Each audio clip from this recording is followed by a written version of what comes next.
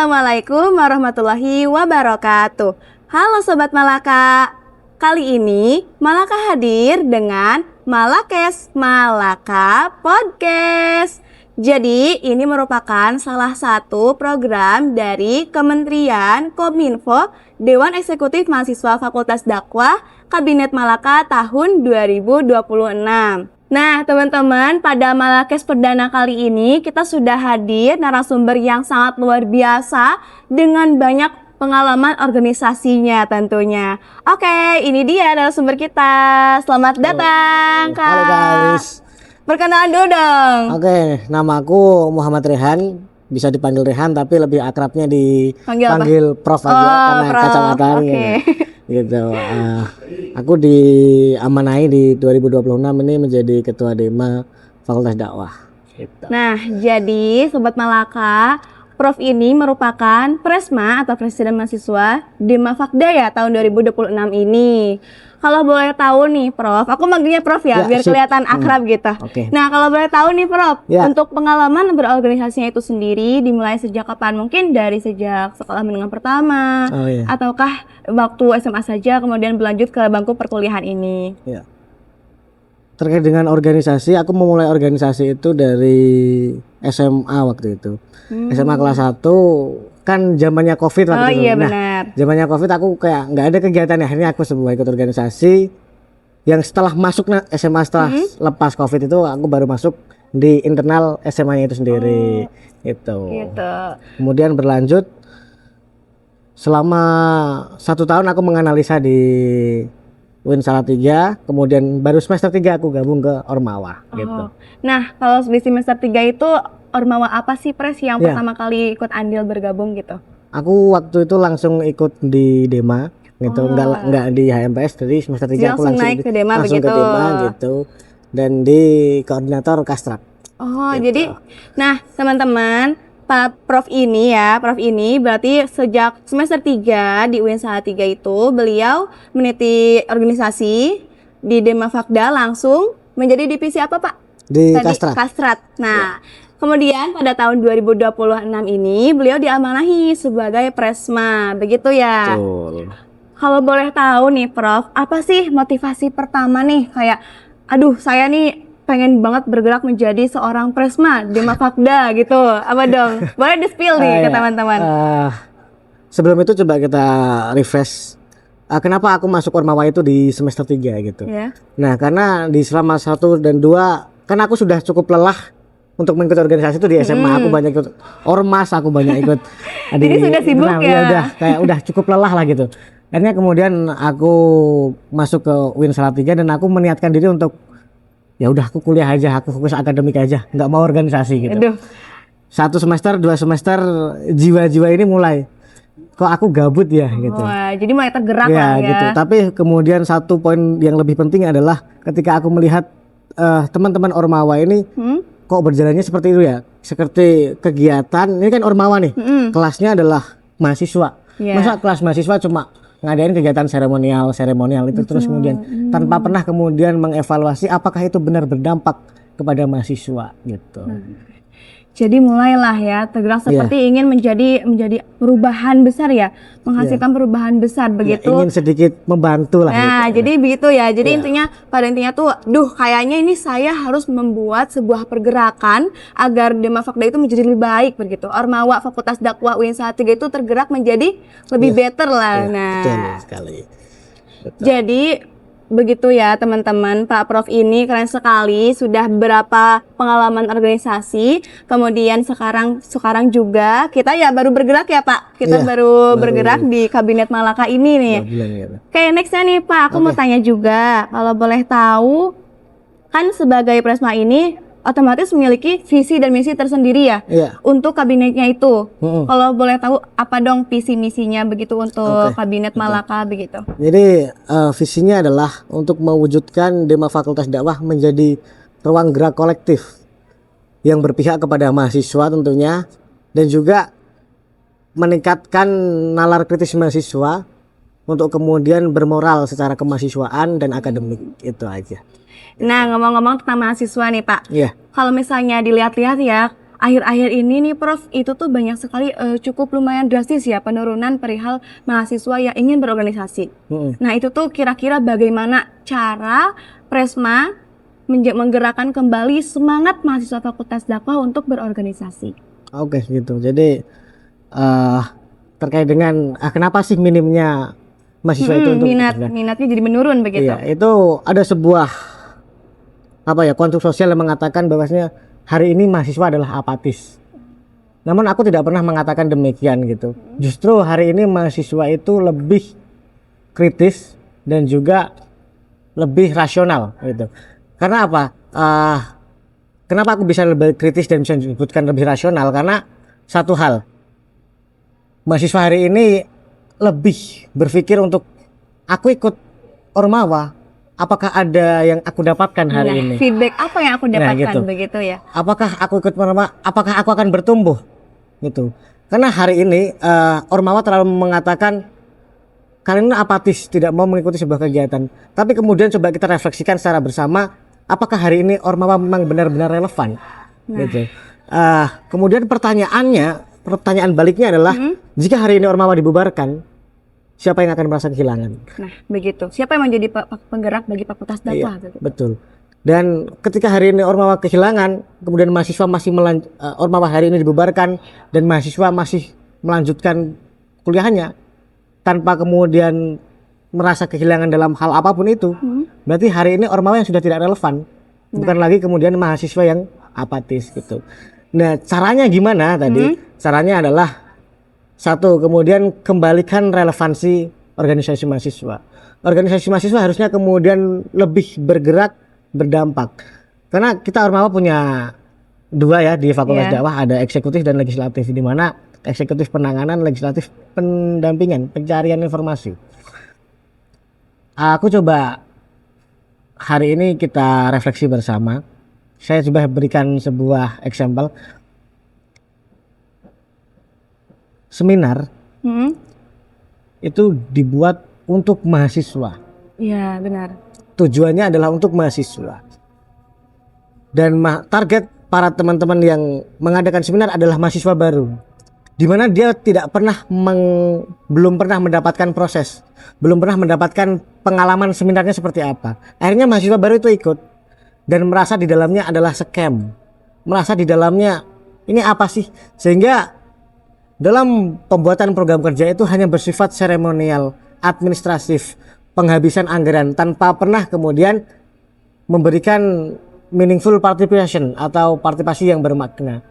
Jadi tidak ada dampak kepada mahasiswa dan kemudian mahasiswa tidak mau memilih. Itu adalah sifat yang rasional, bukan apatis.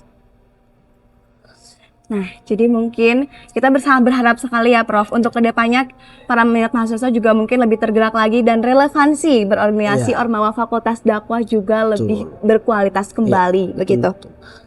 Oke, Prof, selanjutnya aku juga mau tanya dampak nyata yang Prof rasakan selama berorganisasi itu apa saja begitu? Mungkin nanti bisa jadi motivasi juga buat teman-teman sobat Fakultas Dakwah dan Malaka begitu. Oke.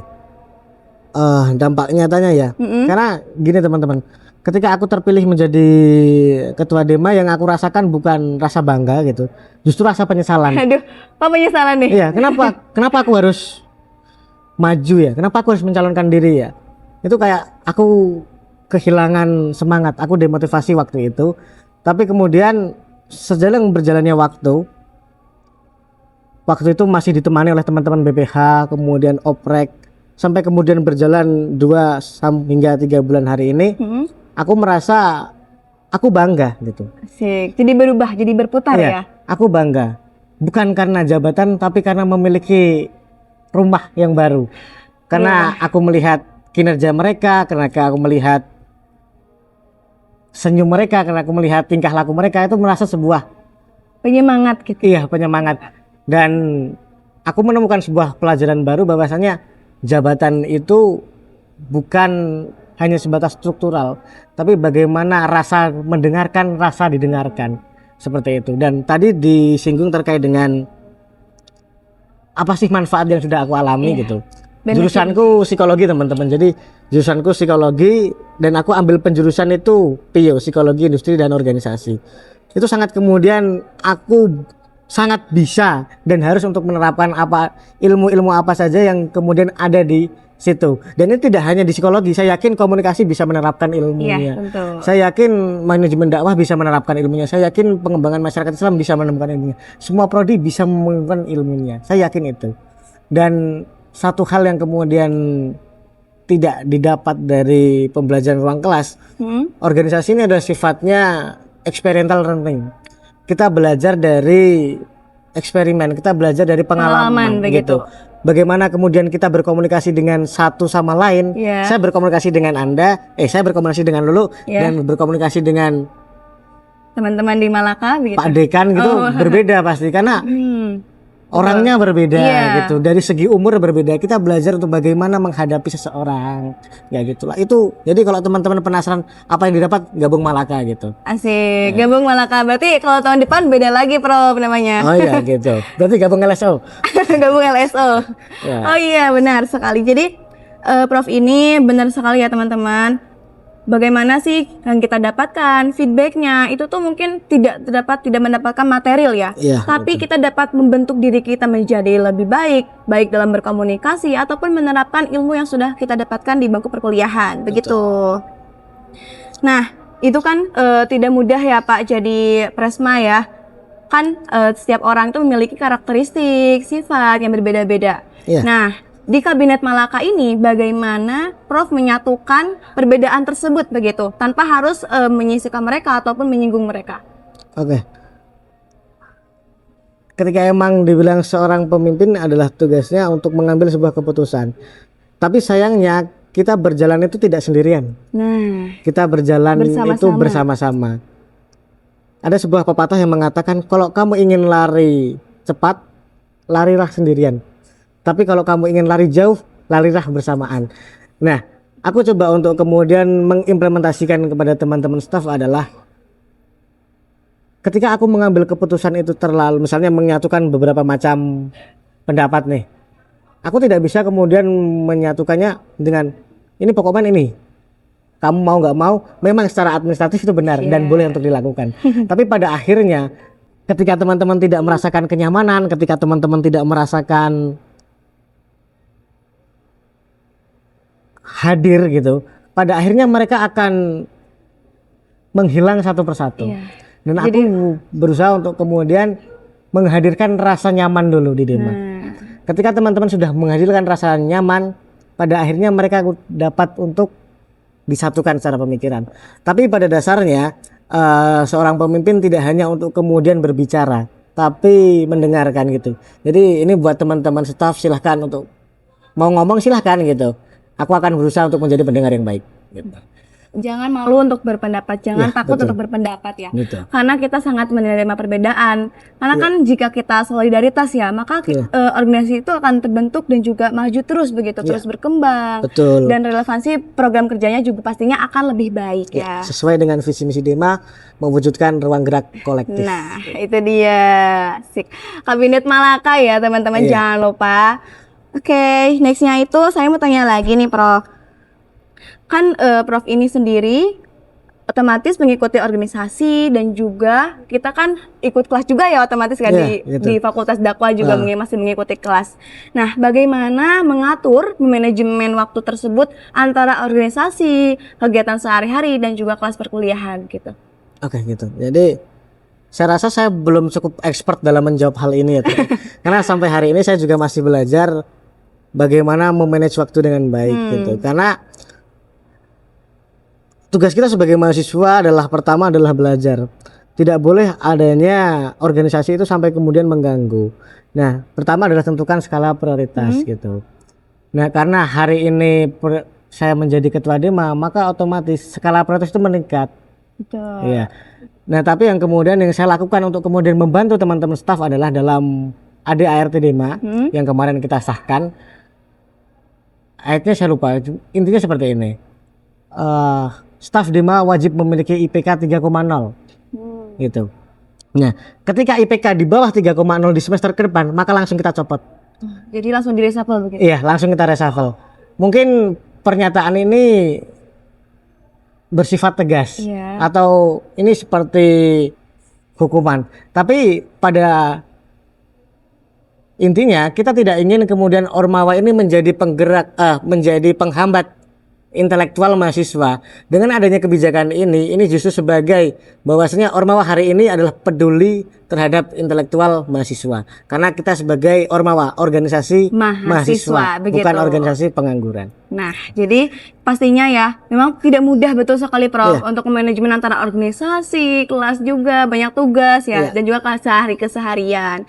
Tapi itu kembali lagi pada diri kita sendiri ya. Iya, Karena betul. ketika kita menyadari prioritas yang mana sih yang harus kita dulukan gitu, itu tuh pasti akan termanage dengan baik. Iya. Kitanya juga akan merasakan manfaat, merasakan pengalaman-pengalaman baik yang terbentuk di situ. Oke nih Pak, terakhir ya, tak terasa nih. Oke. Sepertinya tadi sudah berbagai pertanyaan ya. Iya, itu. Oleh karena itu, untuk pertanyaan terakhir, bagaimana sih refleksi dari Ormawa hari ini? Begitu. Oke. Dari sudut pandang seorang Presma. Refleksi Ormawa, oke. Sebenarnya untuk refleksi sudah kita Tadi sepil di di awal. awal gitu ya. Bahwasanya terkait dengan mahasiswa apatis tadi. Saya akan coba menampilkan sedikit dan juga sebagai mahasiswa kita akan berefleksi nantinya. Hari ini kepercayaan mahasiswa terhadap Ormawa sangat rendah, yang mengakibatkan minimnya relevansi Ormawa itu tadi dan mengakibatkan turunnya minat Ormawa. berorganisasi. Iya, minat berorganisasi. Maka kemudian perlu kita sadari, jika memang kita sudah relevan, maka kemungkinan-kemungkinan itu tidak akan terjadi.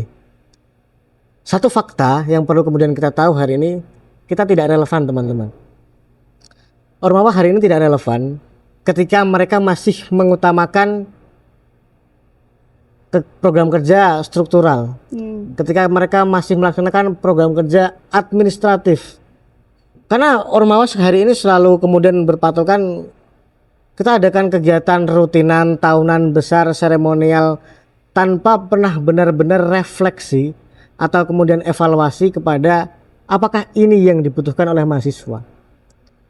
Dan itu yang kemudian Dema Fakultas Dakwah ingin merubah sedikit demi sedikit.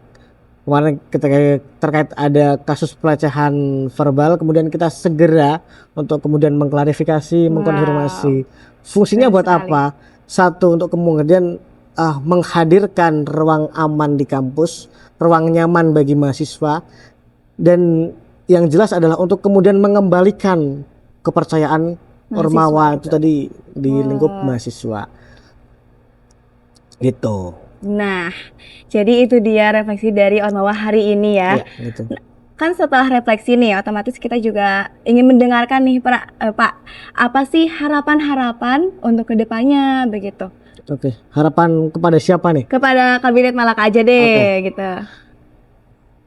Kalau harapan terhadap Kabinet Malaka, hari ini saya berharap terlalu banyak kepada Kabinet Malaka karena saya melihat 2 bulan hari ini kita sudah bukan waktu yang lama, ini adalah waktu yang singkat, tapi kemudian rasa nyaman yang saya rasakan itu benar-benar ada dan rasa hadir itu benar-benar ada. Saya tidak pernah merasa Malaka ini sebagai beban. Saya justru merasa Malaka ini sebagai semangat saya, entah itu di organisasi atau di kuliah. Dan kemudian saya banyak berharap sekali.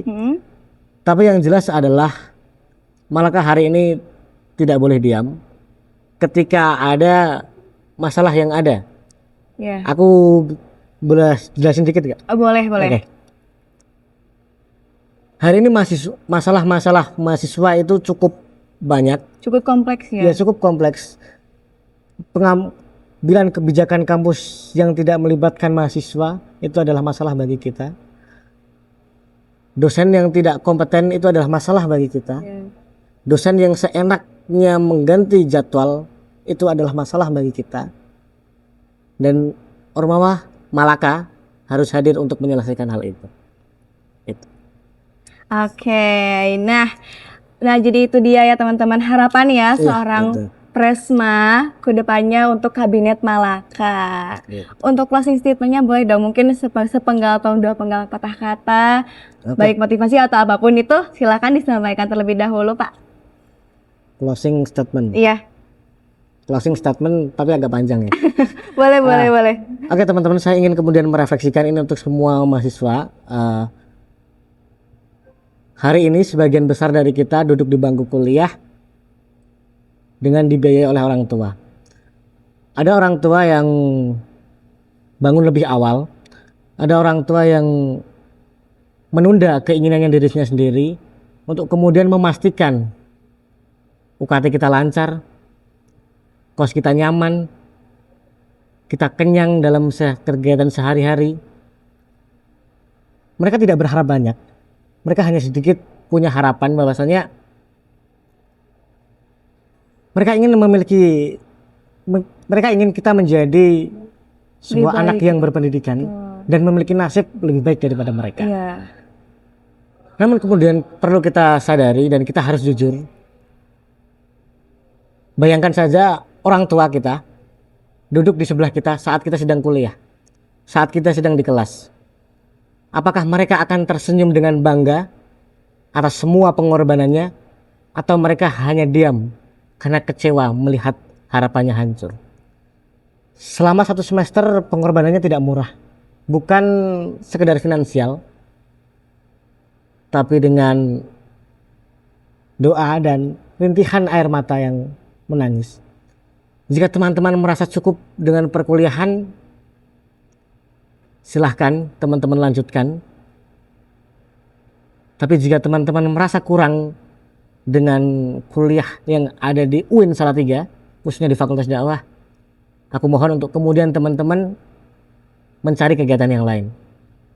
Terserah kalian, mau ikut ormawa, mau kerja, mau magang, silahkan. Teman-teman lebih kritis, teman-teman lebih rasional, teman-teman lebih bisa membandingkan mana yang cepat, mana yang tepat untuk aku ambil. Mungkin itu saja. Oke. Itu cepat semangat teman-teman, dan saya berharap untuk kemudian sedikit demi sedikit percaya terhadap ormawa hari ini. Nah, begitu ya Pak. Terima kasih atas penjawab pertanyaan-pertanyaannya, kemudian juga refleksi dan evaluasi dan serta harapan-harapan dan motivasi lainnya. Gitu, ya, siap. Jadi teman-teman Sobat Malaka, sampai di sini saja Malakes pada kesempatan kali ini. Saya Lulupu Adia Ridwan bersama narasumber sehebat saya, Muhammad Rehan. Sampai jumpa di Malakes selanjutnya. Wassalamualaikum warahmatullahi wabarakatuh. Bye. I just had to let you know you're